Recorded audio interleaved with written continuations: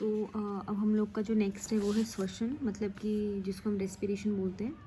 तो इससे पहले एक छोटा सा ना टॉपिक दिया हुआ है कि आपका दंतशय, ये जब मैंने आपको केमिस्ट्री का चैप्टर पढ़ाया था तो उसे मैंने आपको कुछ बताया था कि हमारे दांत ख़राब कैसे होते हैं। तो उस टाइम पे मैंने आपको बताया था कि हमारे दांतों के ऊपर एक लेयर होती है, टफेस्ट लेयर जिसे हम बोलते हैं, जो कि इनामल, मैंने आपको याद कराया था। इनामल सबसे टॉप वाली लेयर होती है। उसके बाद आपकी होती है ये जो उसके अंदर आपको दिख रहा है, इसे डेंटिन बोलते हैं। और डेंटिन के एक और अंदर जाके जो हमारी नसें होती हैं ये होती है दंत मज्जा, ठीक है। इनामल के अंदर डेंटिन और देन दंत मज्जा। तो क्या होता है कि जब हमारे मुंह में एसिड बढ़ जाता है, आपको मैंने उसका पीएच वैल्यू वगैरह सब लर्न कराया था। तो अगर वो एसिड अम्लीय बढ़ जाता है हमारे दांतों के ऊपर, बैक्टीरियाज वगैरह जब हम ब्रश नहीं करते हैं सही से और हमारे दांत ख़राब होने लगते हैं, तो उस टाइम पे हम क्यों बोलते हैं कि वो ख़राब हो गए? क्योंकि जो इनेमल है ना, ये टूटने लगता है। ये टूटने लगता है तो यहाँ पे ऐसे एक ब्रेक हो जाता है।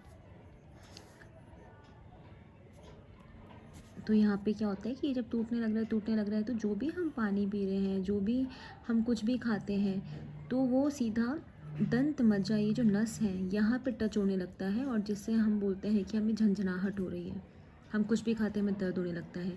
तो ये आप लोग का बस एक जनरल नॉलेज की तरह आप लोग इसको याद रखना है, क्योंकि आगे आपके बहुत काम आएगा।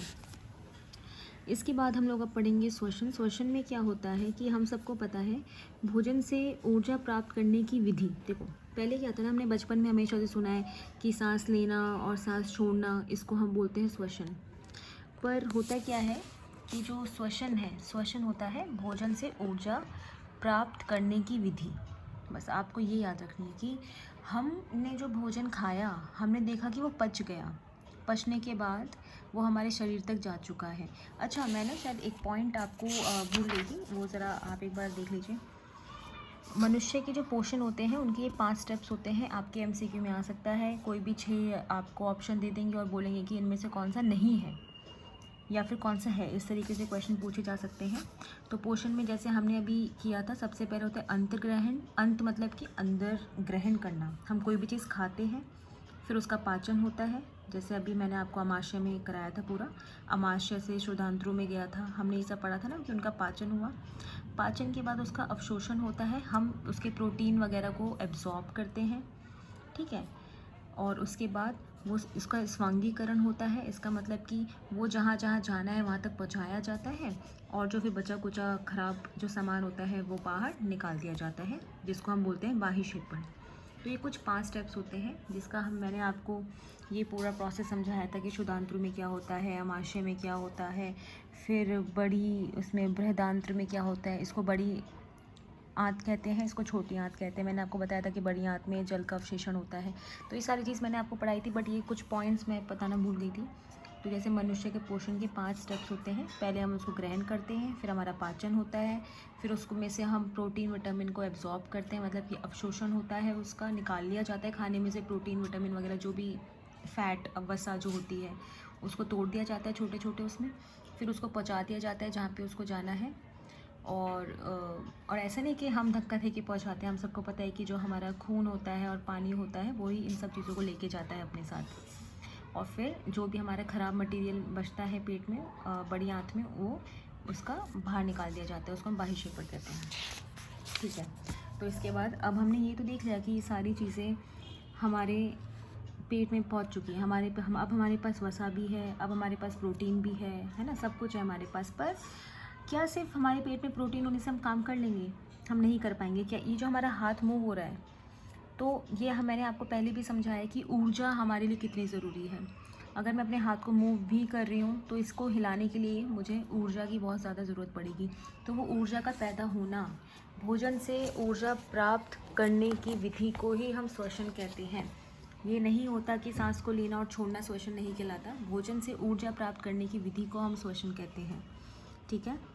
जो आपकी कोशिकाएं होती हैं, अब क्या होता है कि देखो, जो भी हमारी कोशिकाएं हैं उसमें से जो ऑक्सीजन है उसका हमने सांस लिया, ठीक है, हम सांस लेते हैं।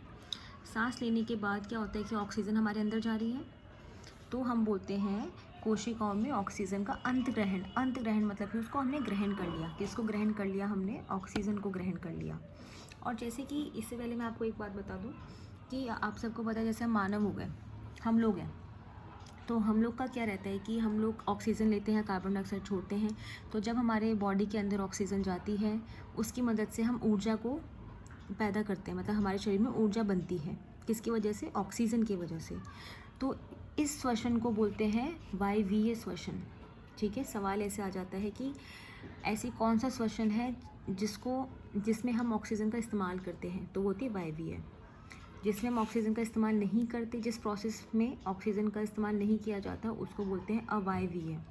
ये हमारे अंदर नहीं होती क्योंकि हम तो ऑक्सीजन का इस्तेमाल करते हैं। ठीक है, तो वायवीय श्वसन किस में होता है? मानव, मतलब हम लोगों में, जानवरों में, सब में वायवीय ही श्वसन होता है क्योंकि हम सब ऑक्सीजन का इस्तेमाल करते हैं। जो ऑक्सीजन का इस्तेमाल किए बिना ऊर्जा को पैदा कर लेते हैं वो कौन सा है? अवायवीय श्वसन। वो होता है ईस्ट। ठीक है, जैसे ईस्ट का हमें पता है ना कि ईस्ट होता है, उससे ब्रेड बनते हैं, क्या बोलते हैं उसे?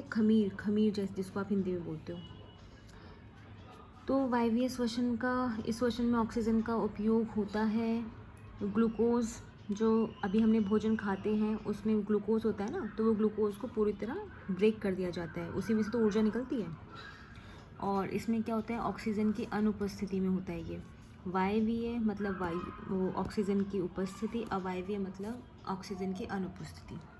ठीक है, और हाँ, एक और चीज़ हमेशा याद रखना, जो वायवीय श्वसन होता है उसमें सब बहुत ज़्यादा ऊर्जा हम उत्पन्न कर पाते हैं। कितनी? 36 ATP। MCQ क्वेश्चन के लिए इम्पॉर्टेंट है क्योंकि हम मानव हैं, हमारी बॉडी के अंदर दिल अलग चल रहा है, पेट का कार्य अलग चल रहा है, हाथ अलग चल रहे हैं, पैर अलग चल रहे हैं, आँख अलग चल रही है। तो हमारा जो शरीर है उसमें बहुत कुछ है ना, तो हमारे शरीर को ज़्यादा ऊर्जा की ज़रूरत होती है। तो इसीलिए हमारे अंदर कौन सा श्वसन होता है? वायवीय श्वसन होता है। क्लियर है? तो इसलिए वायवीय श्वसन, क्योंकि हमें ज़्यादा ज़रूरत है तो ज़्यादा पैदा भी होता है। तो कितना पैदा होता है? Approximately 36 ATP। ये ATP क्या है मैं भी आपको बताती हूँ। ठीक है, इसको बस आप याद रखना कि ज़्यादा ऊर्जा हमें इसमें मिलती है वायवीय में।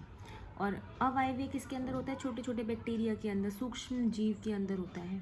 तो वो क्योंकि छोटे से होते हैं, बहुत सरल होते हैं, तो उनके लिए कम ऊर्जा की ज़रूरत होती है उनको, तो वो किससे काम चलाते हैं? अवायवीय श्वसन से।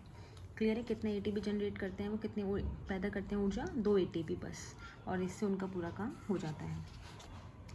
हाँ, तो हमने कोशिका में हमने क्या किया? हमने ऑक्सीजन को ग्रहण किया। ग्रहण करने के बाद क्या होता है? ग्रहण की गई ऑक्सीजन की सहायता से भोजन का ऑक्सीकरण होता है। ऑक्सीकरण मतलब कि भोजन का ऑक्सीजन के, क्योंकि ऑक्सीजन हमने ली है तो वो ऑक्सीजन हेल्प करेगी उस भोजन को तोड़ने में। क्लियर है? और जब वो भोजन टूटेगा तो उसमें से क्या पैदा होगी? ऊर्जा का निर्माण होगा। तो क्योंकि ऑक्सीजन की सहायता से हो रहा है तो उसे हम क्या बोलते हैं? ऑक्सीकरण। क्लियर है? आप इसको ऑक्सीडेशन भी बोल सकते हो, आप इसको उपचयन भी बोल सकते हो, क्योंकि ऑक्सीजन की मदद से हो रहा है। ठीक है, तो जब ऊर्जा पैदा होती है, देखो ये रहा भोजन पे मिला ऑक्सीजन। क्या मिला? जैसे हमने भोजन खाया, हमने ऑक्सीजन ली, तो क्या क्या हमारी बॉडी के अंदर क्या क्या पैदा हुआ? कार्बन डाइऑक्साइड गैस पैदा हुई, पानी पैदा हुआ और ऊर्जा पैदा हुई। ठीक है, ये कार्बन डाइऑक्साइड गैस हम बाहर निकाल देते हैं, पानी को हमारी बॉडी इस्तेमाल करती है। ठीक है, और कुछ आपको पता होगा कि पसीने के तरीके से हमारा पानी भी बाहर निकल जाता है और बाकी इस्तेमाल हो जाता है, और ऊर्जा तो हमें चाहिए हर काम में। क्लियर है? तो ये आपका श्वसन का प्रोसेस होता है। इसके बाद देखो, अभी थोड़ा ना बहुत ज़्यादा इम्पॉर्टेंट है, ये बताया हुआ है कि जो ग्लूकोज है उसको हम किस किस तरीके से डिवाइड कर सकते हैं। तो ज़रा सारा ध्यान यहाँ पे और इसको समझो। ग्लूकोज मतलब कि भोजन, आप बस ये याद रखो। ठीक है, ग्लूकोज हमने याद किया था ना, पेड़ पौधे ग्लूकोज अपना भोजन बनाते हैं जिसका फॉर्मूला होता है C6H12O6। ठीक है, तो यहाँ पे कार्बन कितने हैं? 6 हैं। तो ग्लूकोज का क्या होता है? ग्लाइकोलिसिस होता है, मतलब कि इसको तोड़ा जाता है। ठीक है, और ये कहाँ टूटता है? जैसे हमने भोजन खाया तो क्या होता है?